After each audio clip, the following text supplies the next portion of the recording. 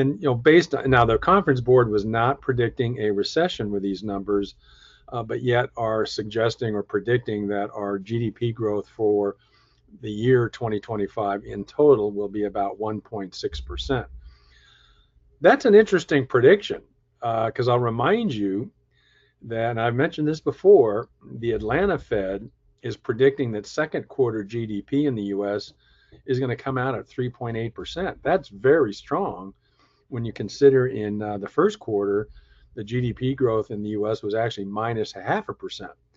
So if the Fed, the Atlanta Fed proves to be accurate in their prediction for second quarter, for the conference board prediction to be accurate, that would imply the third and fourth quarter GDP is going to have to average about 1.5% per quarter, which is kind of odd when you consider if we do end up with a 3.8% increase in GDP second quarter, to then drop to 1.5 for the next two quarters, that's a pretty strong drop. So again, I think this is an undercurrent of this continued anticipation of the tariff policy, the tariff wars, whatever you want to call it, having a negative impact on the economy, where people are going to get laid off and manufacturers are going to slow down, and we can start to see some contraction in the economy.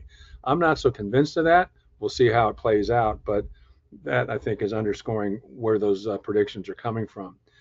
This week, the only other news of consequence in terms of economic data, existing home sales came out at 3.93 million in June. That's down from a little over 4 million in May. It's interesting, the media grabbed hold of that as an indication that existing home sales are getting very weak again. But again, the variation from month to month is just not that great. 3.93 million versus 4.04 million. That's not a huge difference. And although, yes, overall, the existing home sales are still running at a pace that we haven't seen this low since about 2009. New home sales are forecast to be in at 645,000 in June, up from 623,000 in May.